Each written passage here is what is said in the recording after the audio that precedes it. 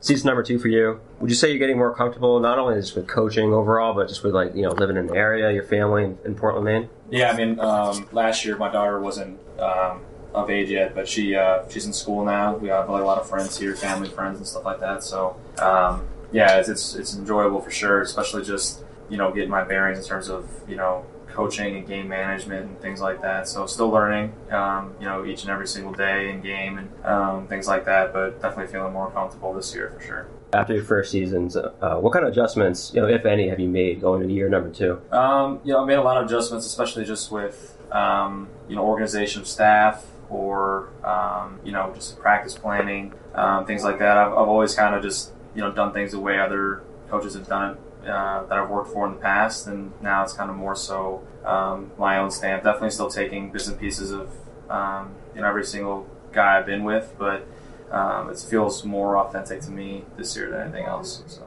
You took over for Scott Morrison, of course, who's now an assistant under Brad Stevens. So what kind of advice did he give you before you started here?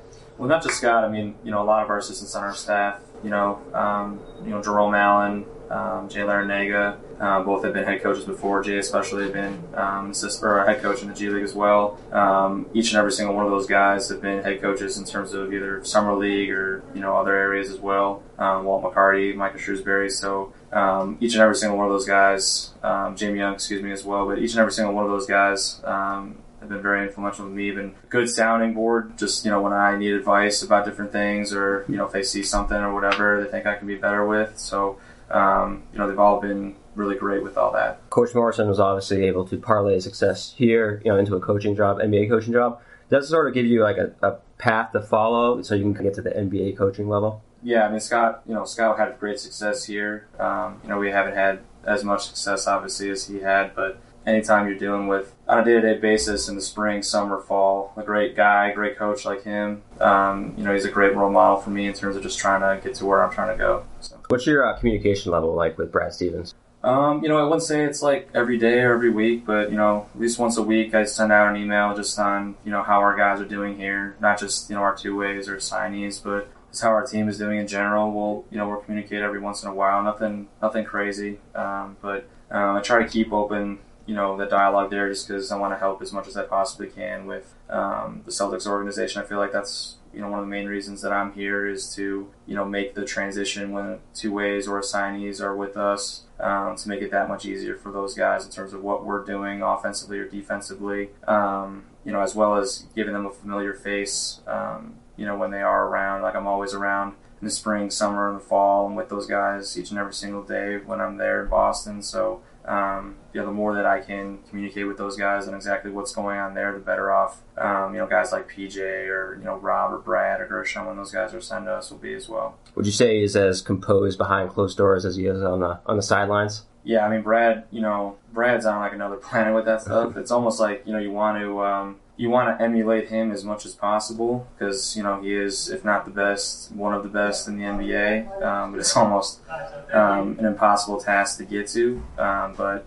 the biggest thing with him is why he's so composed is because of how prepared he is and how thoughtful he is. He's always coming, with the right intentions with everything.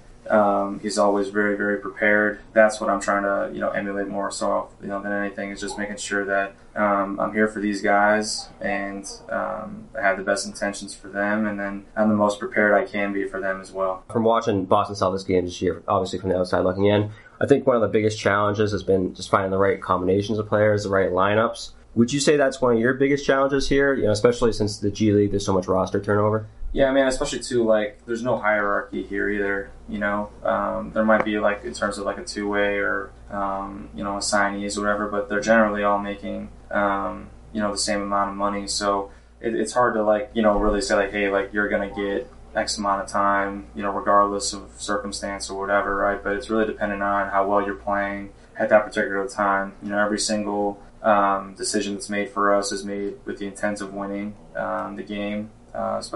Today especially, obviously, but if a guy doesn't have it at that particular time, you might have to go with somebody else. So because of that, I felt like our roster, or our rotation rather, has been kind of in flux because we have some rookies and stuff like that. So there hasn't been necessarily guys that have stood out right now, but there have been recently guys are starting to kind of peel away and showcase themselves a little bit better. So they're demanding that time. So it's always in the G League. I mean, you never know who's going to be on the team you're playing that night, who's going to be on your team. It's in flux, which is one of the great reasons why it is one of the hardest coaching jobs in the world. And it's also because of that, it's the greatest coaching job in the world because you're just put in so many different situations. So PJ Dozier is a two-way player here. And what kind of skills has he demonstrated this year?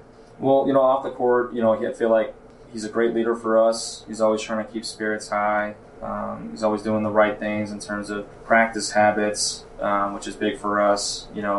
When these guys hopefully one day get a call up, they're going to be the 15th, 16th, 17th man or whatever on the roster. So if you don't have great practice habits, you don't really have a chance to, get into a game. That's really your first gateway into getting any kind of minutes with an NBA team. So, he sets the tone for us with that, which is huge for us. And then also just his ability to, create and ball handle, just with his size, has been really huge for us. We don't have a lot of ball handling on our team right now. As well as just defensively, just being a great help defender, communicator.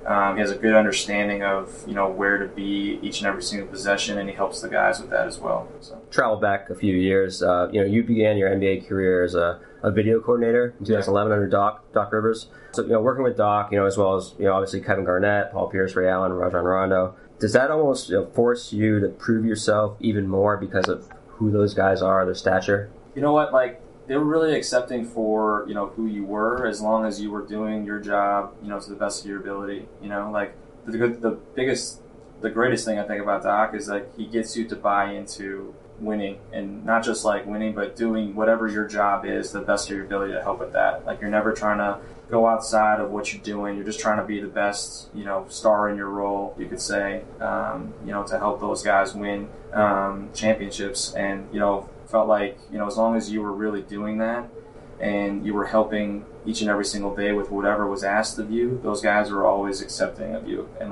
to the best of their ability. There was never a time when I was there with those guys that I felt like, because I didn't play or didn't look like I didn't play, that I didn't belong. I belonged because they saw how hard I worked and they appreciated that.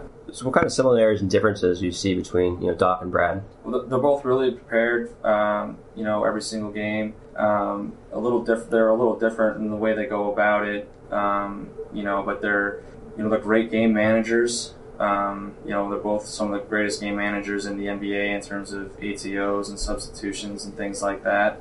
Their demeanor is maybe a little different. Brad's a little bit more, I don't want to say composed, but he's not as vocal, Doc is. But they are both great coaches and have done great things. And it's good for me to see there's two different ways to go about it and get almost the same result there. Mm-hmm.